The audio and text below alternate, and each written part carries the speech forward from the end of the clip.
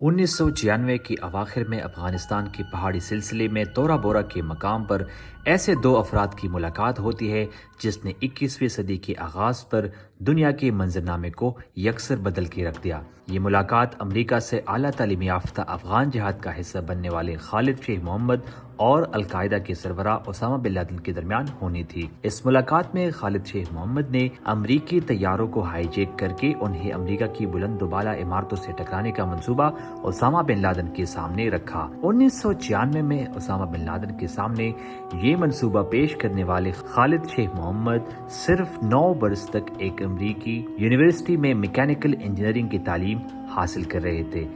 آج کی اس ویڈیو میں ہم 9/11 حملوں کی مرکزی منصوبہ ساز خالد شیخ محمد کی حکمت عملی کے بارے میں بات کریں گے جس نے دنیا کی سپر پاور امریکہ کو پریشانی سے دوچار کر دیا۔ خالد شیخ محمد 14 اپریل 1965 کو کویت میں پیدا ہوئے۔ ان کے والد مقامی مسجد کے پیش امام تھے اور ان کا تعلق پاکستان سے تھا۔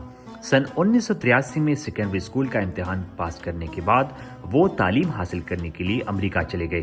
یہاں ان کی ملاقات عرب طلبہ کے ایک گروپ سے ہوئی جو یہاں پہلے ہی سے زیر تعلیم تھے۔ دسمبر 1986 میں خالد نے میکینیکل انجینئرنگ کی ڈگری مکمل کر لی، مگر اس دوران وہ شدت پسندی سے متعلقہ معاملات میں کافی آگے جا چکے تھے۔ سن 1987 میں خالد شیخ محمد اسامہ بن لادن کے ساتھ ملے اور افغانستان میں سوویت فوجوں کے خلاف جنگ میں شریک ہوئے۔ 9/11 حملوں کے سہولت کار اور سن 1993 میں ورلڈ ٹریڈ سینٹر پر حملہ کرنے والے رمزی یوسف بھی خالد شیخ محمد کے بھتیجے تھے۔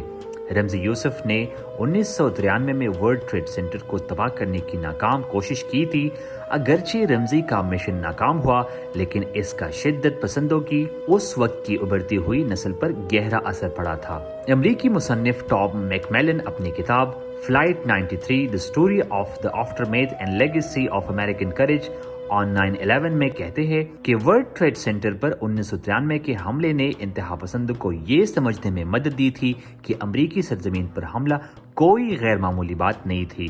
افغانستان میں تربیتی کیمپ میں اپنے تجربے اور رابطوں کی بدولت رمزی یوسف جعلی پاسپورٹ کے ذریعے امریکہ میں داخل ہونے میں کامیاب ہوئے، جس کے بعد انہوں نے اپنے ساتھیوں کی ایک ٹیم بنائی اور بموں سے لدی کرائے کی وین ورلڈ ٹریڈ سینٹر کے نارتھ ٹاور کے گراج میں بھجوا دی۔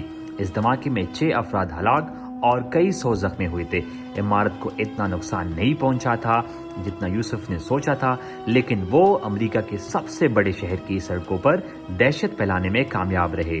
یہی سے دنیا میں انتہا پسندی کا ایک نیا دور شروع ہوا اور اس دوران رمزی یوسف امریکہ سے فرار ہو کر پاکستان پہنچنے میں کامیاب رہے۔ امریکہ سے ڈگری حاصل کرنے کے بعد خالد شیخ محمد افغانستان کی سرحد کے قریب پاکستانی شہر پشاور گئے، جہاں ان کی ملاقات افغان جنگجو عبدالرؤف سیاف سے ہوئی۔ سیاف نے ان کی زندگی پر بہت گہرا اثر ڈالا۔ انہوں نے پہلے خالد کو فوجی تربیت کے لیے مشرقی افغانستان بھیجا۔ اس دوران اس نے عبداللہ اعظم کے ساتھ مل کر کام کیا، جنہیں اسامہ بن لادن کا استاد سمجھا جاتا تھا۔ اسی دوران بوزینکا اسکیم نامی ایک اور خفیہ مشن پر بھی کام کیا گیا۔ کتاب ہنٹ فار KSM کے مطابق 1994 میں چچا اور بھتیجی یعنی خالد شیخ محمد اور رمزی یوسف دونوں فلپائن گئے۔ وہاں دونوں نے صدر بل کلنٹن اور پوپ جان پال دوئم کو قتل کرنے کی منصوبہ بندی کی، لیکن بعد میں فلپائن کی جانب سے سیکیورٹی بڑھانے کی وجہ سے یہ منصوبہ منسوخ کر دیا گیا۔ خالد مشرق وسطی فرار ہونے میں کامیاب ہو گئے، جبکہ رمزی یوسف نے پاکستان کی راہ اختیار کی۔ وہاں ایک مخبر کی وجہ سے یوسف کو ISI اور FBI کی ٹیم نے گرفتار کیا۔ کراچی سے گرفتاری کے فوراً بعد یعنی اسی روز انہیں نیو یارک منتقل کر دیا گیا۔ امریکی مصنف ایڈرن لیوی اپنی کتاب دی ایگزائل میں لکھتے ہیں کہ جب ہیلی کاپٹر ٹوین ٹاور کے قریب پہنچا تو FBI کے ایجنٹ نے رمزی یوسف کی آنکھوں سے پٹی ہٹائی اور ٹاورز کی طرف اشارہ کرتے ہوئے کہا کہ دیکھو وہ ابھی تک کھڑے ہیں۔ رمزی یوسف نے طنزیہ انداز میں جواب دیا کہ اگر میرے پاس زیادہ پیسے ہوتے تو یہ کھڑے نہ ہوتے۔ خالد شیخ محمد کا اگلا قدم سن 1993 میں ورلڈ ٹریڈ سینٹر پر حملہ اور بوزینکا منصوبوں کی خامیوں کا بغور مطالعہ کرنا تھا۔ یہاں ان کی زندگی میں اسامہ بن لادن شامل ہوئے، جن کے پاس پیسہ بھی تھا اور شاگردوں کی ایک پوری فوج بھی۔ دونوں ایک دوسرے کو جانتے بھی تھے، لیکن 1989 کے بعد سے کبھی نہیں ملے تھے۔ امریکی ماہر ٹام میکمیلن کہتے ہیں کہ خالد بیک 10 امریکی طیاروں کو ہائی جیک کرنا چاہتا تھا۔ ان میں سے 9 طیارے ورلڈ ٹریڈ سینٹر، پینٹاگون اور کیپٹل ہل جیسی عمارتوں سے ٹکرا کر انہیں تباہ کرنے کا منصوبہ تھا، جبکہ 10ویں طیارے کو کسی امریکی ہوائی اڈے پر اتارنے کا منصوبہ تھا۔ اسامہ بن لادن نے یہ منصوبہ ضرور سنا، لیکن خالد سے اس حوالے سے کوئی وعدہ نہیں کیا گیا۔ بعد میں بن لادن اور خالد شیخ محمد نے طیاروں کی تعداد کو 10 سے کم کر کے 4 یا 5 کرنے پر اتفاق کیا۔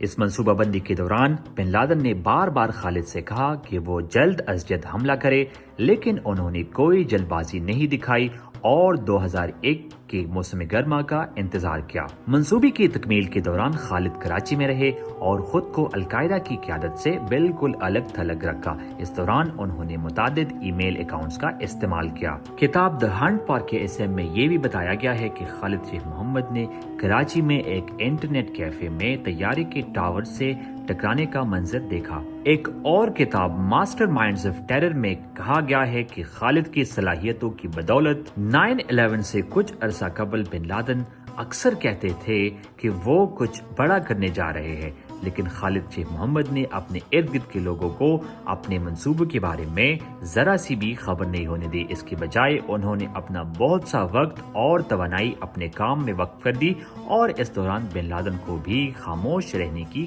ہدایت کی۔ 9/11 حملوں کے 17 ماہ بعد تک خالد شیخ محمد کو CIA نئی پکڑ سکی تھی، تاہم 1 مارچ 2003 کو ایک مخبر کی اطلاع پر خالد شیخ محمد کو راولپنڈی کے ایک گھر سے گرفتار کیا گیا۔ خالد شیخ محمد آج بھی گوانتانامو بے میں قید ہے۔ امریکہ نے خالد شیخ محمد سمیت 9/11 حملوں کی منصوبہ سازوں کے ساتھ مقدمے سے قبل ہونے والی ڈیل اگست کے اوائل میں منسوخ کر دی تھی۔ امریکی ذرائع ابلاغ کے مطابق ان افراد نے استغاثہ کی جانب سے عدالت میں سزائے موت کی درخواست نہ کرنے کے بدلے اعتراف جرم کرنے پر رضامندی ظاہر کی تھی، اور یہ خیال کیا جا رہا تھا کہ اس معاہدے کے باعث شاید یہ حملہ آور سزائے موت سے بچ جاتے۔ اسی باعث متاثرین کی کچھ خاندانوں کی جانب سے اس معاہدے کو تنقید کا نشانہ بنایا گیا، جس کے بعد امریکی وزیر دفاع لائیڈ آسٹن نے تینوں ملزمان کے ساتھ مقدمے کی کارروائی سے قبل طے پانے والے ڈیل کو منسوخ کر دیا تھا۔